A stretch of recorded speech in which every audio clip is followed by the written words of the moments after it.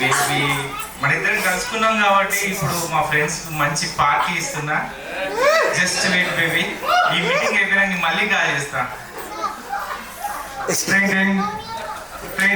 Hello మామా, మామా ఎక్కడున్నావు మామా? తొందర రా మామా, మన ఫేవరెట్ స్పాట్స్ దగ్గర ఉన్నా. మసే మామ మొత్తం అంతా లెవెల్ కదా ఇది సెట్ అయిపోయింది అంతా ఓకేనా? ఏంటి స్టార్ట్ మార్కెట్ ఇదేంటి ఎగ్రేటి అన్నిటికనే ఉన్నాయిగా.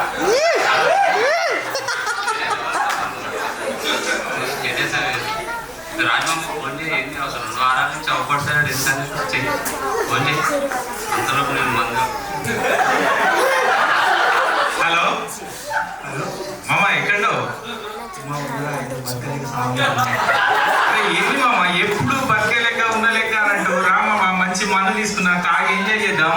అరే లైఫ్లో కిక్ లేదా, జీవితం అంతా నానే, అన్ని ఫెయిల్యూర్స్ అయిపోతాయి.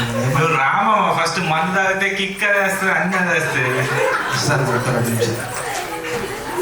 మామ అన్ని ఫెయిల్ అయిపోతాయి. నువ్వు రా ఆగమంటే పోతారా? మంది ఎత్తే పోతుంది. రాగు నువ్వు ఆగు. మంది ఎత్తే అన్నీ మర్చిపోతాం కానీ అదే ఆపుతాను. మంది ఎత్తే ఇల్లే మర్చిపోతాను నేను ఆపుతాను. బాగా ఉన్నాయి కానీ మా మాది ఇంకా చెప్తాను. ఫుల్ బాడీలో నేను ఎందుకు పరిచయం అవుతాను కానీ మీకు మందు అంటే గుర్తొచ్చింది మామ. మందు గురించి ఒక నిజం చెప్తాను మీకు ఇవాళ. మందు అయిన అందరూ ముసలోళ్ళు అవుతారు, ఎరికైనా ముసలోళ్ళు గారాట ఎరికైనా. ఎందుకంటే వయసులో ఉన్నప్పుడే తాగి మధ్యలో పోతారు కదా, ముసలోళ్ళు వెళ్ళవుతారు ఇక.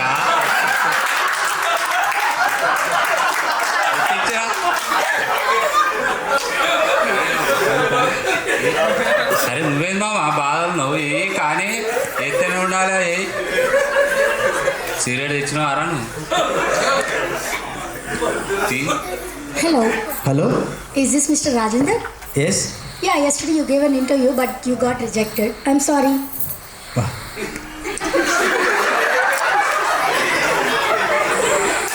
ఈ లైఫ్లో ఏది కూడా నాకు సాధించలేకపోతాను. ఏ కూర్చోడొస్తే లేమారా భయపడతానవరా? మందు పోయి ఫస్ట్ మందు పోయి ఒక గ్లాస్. మామ ఏ కంపెనీకి పోయినా ఏ జాబ్కి పోయినా కానీ ఫస్ట్ ఎవరు యాక్సెప్ట్ చేస్తలేరు మామ.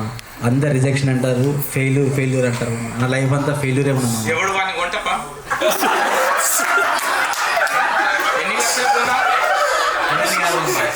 5 లక్షలు ఉంటాయి మామ. నేను బిజినెస్ పెట్టుకుంటావా మామ?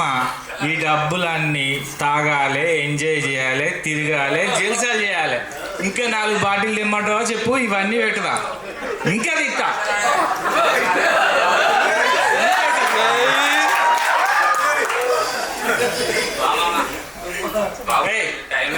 నాకు సిగరెట్ కావాలి, నాకు సిగరెట్ లేని మంద ఆడినప్పుడు సిగరెట్ ఖచ్చితంగా అయిపోతుంది. బార్చేపుడు మెడల్ పెట్టి నువ్వు ముందుకే మనం పోదన్నాడు. హల్లెలూయా స్తుతి మహిమ.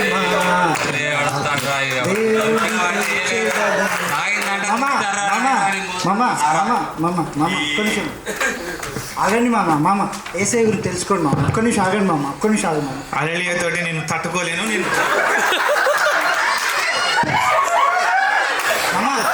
నా మాట విను మామ. ఒక్క నిమిషం నువ్వేం విన్నా. అరే నువ్వు ఆగన్నా, నాకు ఏం చెప్పాలా నీకు?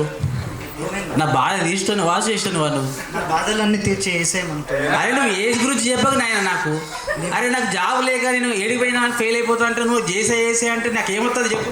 ఏం కాదు మామయ్య, మన హృదయం. అరే తన్నే పడితే ఒక 2 నిమిషాలు నన్ను వదిలేయన్నా. లేదు మామ.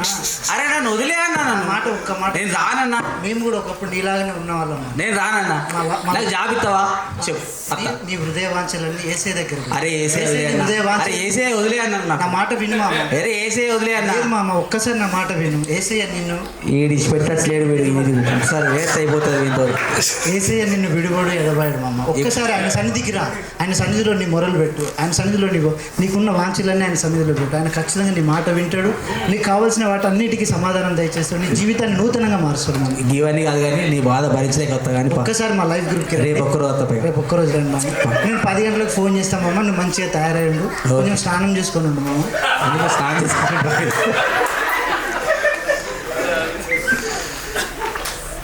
హలో మామ, ఎక్కడ మామ రెడీనా? మామ వెళ్దామా మామ? ఓకే మామ. థ్యాంక్ యూ మామ, వస్తున్నాను. హల్లెలూయా స్తుతి మహిమ ఎల్లప్పుడు దేవునికి బ్రదర్ పేరు రాజేందర్. ఈ రోజు నుండి ఇతను కూడా మన లైఫ్ గ్రూప్లో జాయిన్ అయ్యి తన యొక్క నూతన జీవితాన్ని ప్రారంభించాలని ఆశపడతా ఉన్నాను. కనుక మీరు మన యొక్క లైవ్ గ్రూప్ యొక్క దర్శనం ఏంటిదంటే ట్రాన్స్ఫార్మింగ్ బిలీవర్ ఇంటూ డిసైపుల్. అంటే మన లైవ్ గ్రూప్కి ఎవరు వచ్చినా కూడా వారి జీవితాలు ఎట్లా రూపాంతరం చెందుతాయి అని అంటే, మొదటగా మీరు వచ్చినప్పుడు అనుకుంటారు కదా, అంటే స్వార్థపూరితంగా యూజువల్గా అయితే ఏం ఆలోచిస్తాం, దేవా నా ఇంటిని దీవించండి, నా ఇల్లు అంటే నా ఇంటిని దీవించండి, నన్ను దీవించండి అని అనుకుంటాం కదా. అట్లా కాదు. ఏ రకంగా అంటే బిషప్ గారు ఎప్పుడు చెప్తూ అంటారు, ఏమని చెప్తూ అంటారు అంటే అంటే అంటే విశ్వాసులు ఏ రకంగా శిష్యులు అవ్వాలి అని అంటే, మన విశ్వాస వైఖరి మారాలి అంటే ఖచ్చితంగా లైఫ్ గ్రూప్కి రావాలి. ఓకే, వర్డ్ ప్లే చేయి. Still see a lot of mature Christians, when they get into a fight, they use the most filthiest language that you can ever hear. Filthy. And you call yourself a Christian. You call yourself a servant of God. How dare? How can you use filthy language to curse somebody out? But I can guarantee 75 to 80% of you use it. You know why? Especially the young people. Because they feel cool because of Hollywood. They learn the cuss words before they learn the proper language. Most people learn. Pastor ఏం చెప్తున్నారు అంటే, మన కొరకు మనమే ఫిల్తీగా మనల్ని మనం curse చేసుకుంటుంటాం. అంటే మనం అనుకుంటుంటాం, అరే ఉద్యోగం లేదు, దేవుడు నన్ను ఊకే కర్స్ చేస్తున్నాడు, ఏ విషయంలో ఎక్కడికి వెళ్ళినా కూడా నేను ఫెయిల్యూర్ అవుతున్నాను అని అనుకుంటాం. కానీ ఎప్పుడైతే మనం వాక్యానికి లోపడతామో, క్రీస్తుకు మన జీవితాన్ని అప్పగిస్తామో, దేవుడు మన జీవితాన్ని ఆయనకు తగినట్టుగా, నువ్వు అనుకున్న దానికంటే ఉన్నతంగా ఆయన తీర్చిదిద్దడానికి సమర్థుడని ఈరోజు వాక్యంలో పాస్టర్ చెప్పడం అనేది జరిగింది. కాబట్టి బ్రదర్ రాజేందర్, అదేవిధంగా ఇక్కడ ఉన్న ప్రతి ఒక్కరిని నేను ఎంకరేజ్ చేస్తున్నా, మీ జీవితాలను ప్రభువుకి ఇచ్చి మిమ్మల్ని మీరు కర్స్ చేసుకోవడం కాకుండా మిమ్మల్ని మీరు ఆశీర్వదించుకోవడం ఆరంభించండి. ఖచ్చితంగా మీ యొక్క జీవితం టర్న్ అరౌండ్ అవుతుంది like a butterfly. Thank you Rajender గారు. ఈరోజు లైఫ్ గ్రూప్ ద్వారా మీరు ఏం నేర్చుకోగలిగారు? అంటే ఇది రావడం వల్ల నేను నేర్చుకున్నది ఏంటంటే, నేను ఇంతకాలం కూడా ఏమని పలికిన అంటే, ఎప్పుడు చూడు నేను రిజెక్షన్ అవుతా ఉన్నా, ఎప్పుడు చూసినా నేను ఫెయిల్ అని చెప్పి నేను నా మీద నేనే శాపపు మాటలు విడుదల చేసుకోవడం జరిగింది. అంటే పాస్టర్ గారు చెప్పినట్టుగా మన లైఫ్లో మనం ఎప్పుడు కూడా నెగిటివ్ వర్డ్స్ని మనం వాడకూడదు. దానివల్ల ఏమవుతుందంటే మనం ఇంకా డిఫికల్ట్ మన లైఫ్ని అనేది కొనసాగిస్తాము. ఈరోజు నేను ఇక్కడ వచ్చి నేను రావడం వల్ల నిజంగా బ్రదర్ మీరు చాలా నన్ను బలపరిచారు. మీ మాటలు, పాస్టర్ గారి మాటల వల్ల నేను నిజంగా చాలా నేర్చుకున్నాను. తప్పకుండా పాస్టర్ గారు ఏదైతే ఆ ఛాలెంజ్ ఇచ్చారో 3 months కంటిన్యూ చర్చికి రమ్మనేది, తప్పకుండా నేను మీతో పాటు 3 months చర్చ్ తప్పకుండా వస్తాను. Thank you brother. శ్రీలత గారు, రాజేందర్ గారు వచ్చి ప్రార్థించి. హల్లెలూయా స్తోత్రములు దేవా, మా మధ్యలోనికి నూతన ఆత్మను నడిపించిన విధానంకే వందనాలు చెల్లిస్తూ, ఆ బిడ్డ జీవితంలో గొప్ప కార్యములు చేస్తున్నందుకే స్తోత్రములు చెల్లిస్తూ నజరేయుడు యేసు నామములో అడివేడుకొని ప్రార్థిస్తున్నాం తండ్రి, ఆమేన్. బ్రదర్ ప్రతి వీక్ తప్పకుండా After 3 months.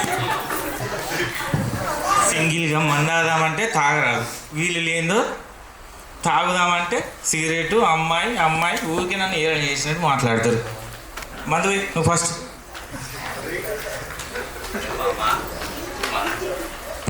మా అమ్మాయి మందుని గమ్మత్తుంటారా, తాగినప్పుడు కిక్కుతా, తర్వాత కక్కిస్తారా. దాన్నే మందు అంటారు మామ.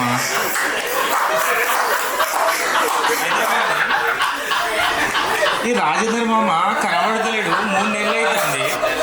ఇద్దరి మీద తాగితే బోర్ కొడతాను.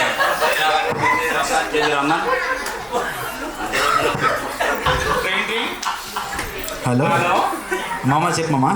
మామ ఎక్కడో మామ, నువ్వు లేకపోతే తాగుతే మామ.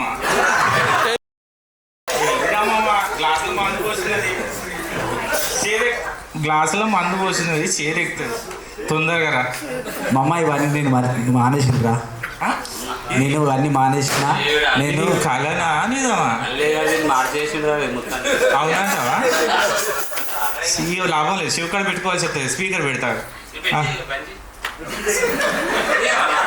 రాడా రాడా ఇక రాడంట.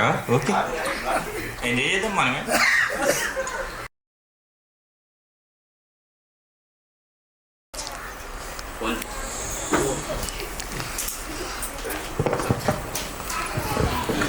హలో, హలో, శ్రీనివాస్ గారు మాట్లాడేది. ఎస్. సార్, మీరు షూరిటీ ఇచ్చిన చెక్స్ అన్ని బౌన్స్ అయినాయి సార్. మీ ప్రాపర్టీస్ అన్ని సీజ్ చేశాం సార్. ఏం మాట్లాడుతున్నారండి? ఏమైనా డౌట్ ఉంటే బ్యాంక్కి రండి సార్. Thank you. అరే, క్యాష్ లేదా? Total zero balance. Zero balance.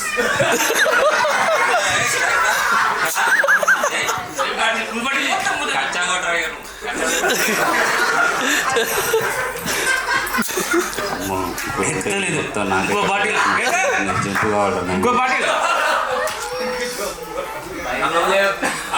మామా, బిల్లు కట్టాలా మామ? బిల్లు కట్టాలా మామ? పైసలు లేవు మామ. జీరో బ్యాలెన్స్ మామ. మామ,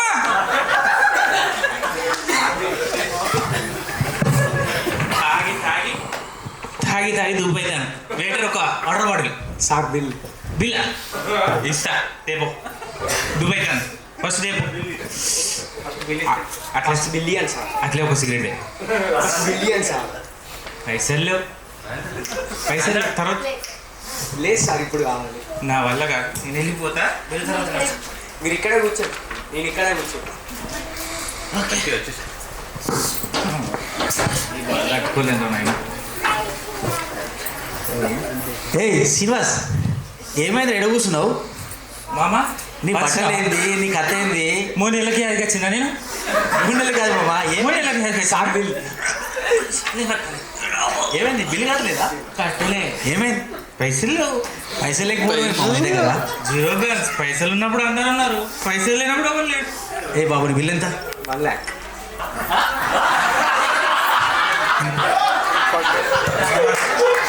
మామ, నిన్ను చూస్తుంటే చాలా గొప్పడి డెవలప్ అయినట్టున్నావు మామ. అవును మామ, నిజంగా నేను ఖచ్చితంగా మారిపోయాను మొత్తానికి. అదేదో నాకు కూడా చెప్పురా మామ. చెప్తాను నీకు. కానీ ఈ పరిస్థితి నువ్వు ఎప్పుడైతే నువ్వు మందే సుఖం అనుకున్నావు, మందే సంతోషం అనుకున్నావు, డబ్బే సమస్తం అనుకొని నువ్వు జీవించినప్పుడు నీ దగ్గర అందరూ ఉన్నారు. కానీ నీ దగ్గర ఈరోజు డబ్బులు ఎక్కువైసరికి ఎవరు లేరు. కానీ నేను ఎప్పుడైతే నేను దేవుడిని నమ్ముకున్నానో ఆయన నా జీవితాన్ని మార్చేసిండు, నా జీవితాన్ని ఇంత గొప్పగా చేసిండు. అవునా మామ? తప్పకుండా నువ్వు ఆయన తప్పకుండా నమ్మగలిగితే నువ్వు ఏదైతే కోల్పోయినావో తిరిగి దేవుడు తను సమకూర్చడానికి సిద్ధంగా ఉన్నావు.